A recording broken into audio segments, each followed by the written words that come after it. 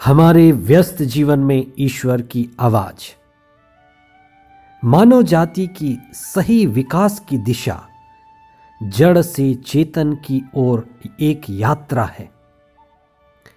यह यात्रा प्रकृति से परमेश्वर की ओर है। सारी मानव जाति जड़ से चेतन की ओर यात्रा कर रही है और धर्म जोड़ते हैं। सभी धर्म जोड़ने के लिए हैं, यही धर्म का तात्पर्य है। और सभी धर्म के लोग सह तीर्थ यात्री हैं। हम उन चीजों पर चिंतन करें और उन्हीं को बढ़ावा दें जो सारे मानव जाति को ईश्वर से, मनुष्य से और प्रकृति से जोड़ते हैं और मानव मूल्यों को ऊंचा उठाते हैं। और यह कर्तव्य हर एक व्यक्ति का है कि हम अपने धरोहर को, हेरिटेज को जानें। प्रभु की दिव्य वाणी, मिस्सा बलिदान और आत्मापूर्ण प्रार्थना सभी व्यक्ति को, सभी धर्मों के व्यक्ति को और उनके व्यक्तित्व को ऊंचा उठाएगा। तीसरा सामान्य रविवार 23 जनवरी 2022। पहला पाठ नेहमाया का ग्रंथ अध्याय 8 पद संख्याएं 2 से 6 तथा 8 से 10 तक। दूसरा पाठ कुरिन्थियों के नाम संत पौलुस का पहला पत्र अध्याय 12 पद संख्याएं 12 से 30 तक। और संत लूकस का सुसमाचार अध्याय 1 पद संख्याएं 1 से 4, अध्याय 4 पद संख्याएं 14 से 21 तक। कुछ चीजें हमारी धरोहर है जिसे हम हेरिटेज कहते हैं। आज का पहला पाठ इसी धरोहर और हेरिटेज की याद दिलाती है और हमारे जीवन और समाज के जीवन के नवनिर्माण के लिए हमें बुलाती है। ये हमारी धरोहर हमारे जीवन के और विकास के स्रोत हैं, जिसे हम अपने जीवन के विकास का आधार या जड़ कह सकते हैं। हर राष्ट्र का, हर समाज का, परिवार और व्यक्ति का, सामुदायिक और अपना अपना भी धरोहर यानी हेरिटेज है, जिसे हम संभाल कर रखना चाहते हैं, उससे नई पीढ़ी को देना चाहते हैं, उससे प्रेरित होते हैं और विशेषकर हमारे युवक युवतियों को नवनिर्माण के लिए और उनके पुनर्निर्माण के लिए उन्हें समर्पित करना चाहते हैं। अगर हमें अपने विकास को सही दिशा देनी है तो हमें अपने धरोहर से जुड़ना है, उससे प्रेरित होना है। हमारा नवनिर्माण, पुनर्निर्माण और सतत विकास के लिए जड़ से जुड़ना और चेतन की ओर बढ़ना इसी धरोहर से जुड़ने से संभव है।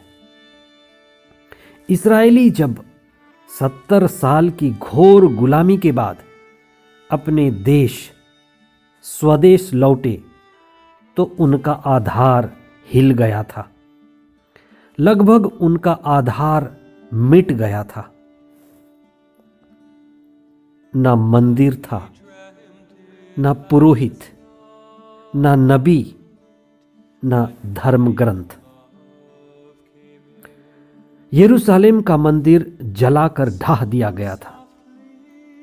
धर्म ग्रंथ जला दिए गए थे। नबी व पुरोहित गुलामी में ले जाए गए थे। पुरानी व्यवस्था पूरी तरह से ध्वस्त हो गई थी। पवित्र ग्रंथ बाइबल लोगों के पहुंच से परे थी। सामान्य लोग ईश्वर के वचन से वंचित थे। प्रभु का वचन केवल नबी के पास या राजा के पास ही सीमित थी। जन साधारण लोग, आम आदमी के पास ईश्वर का वचन दुर्लभ था।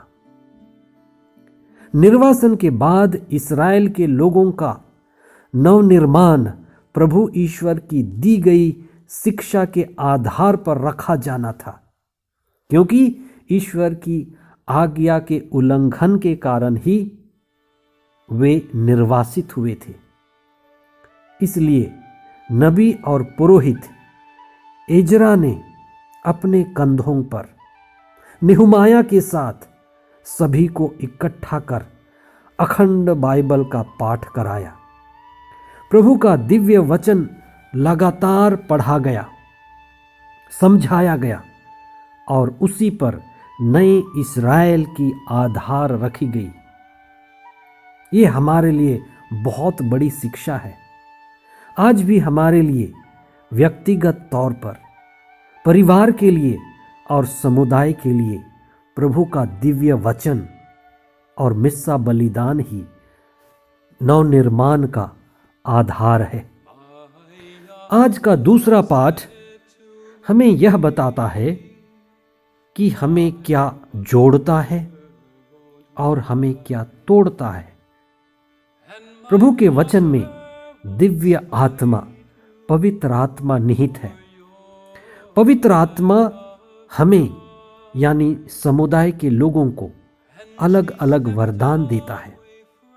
मिस्सा बलिदान के द्वारा ईश्वर की उपस्थिति, दिव्य वचन और प्रभु का शरीर और रक्त, ईश्वर की जीवंत उपस्थिति हम में से हर एक जन को, हमारे परिवारों को, समुदाय और पूरी मसीही कलीसिया को जोड़ता है। कलीसिया में, चर्च में ईंट पत्थर की दीवार वास्तव में असली कलीसिया नहीं है, लेकिन कलीसिया का हर एक सदस्य ईंट है। कलीसिया का हर एक सदस्य एक पत्थर है। कलीसिया का हर एक सदस्य एक भवन का हिस्सा है। जैसे हमारा पूरा शरीर कई अंग से बना है, उसी तरह से जैसे भवन वस्तुओं से बना है, ईंट पत्थर और मिट्टी बालू से बना है, ईश्वर सभी सदस्य को जोड़े हुए है। हम कलीसिया के इस महान रहस्य को समझें और मिस्सा बलिदान में विशेष रूप से जुड़ें।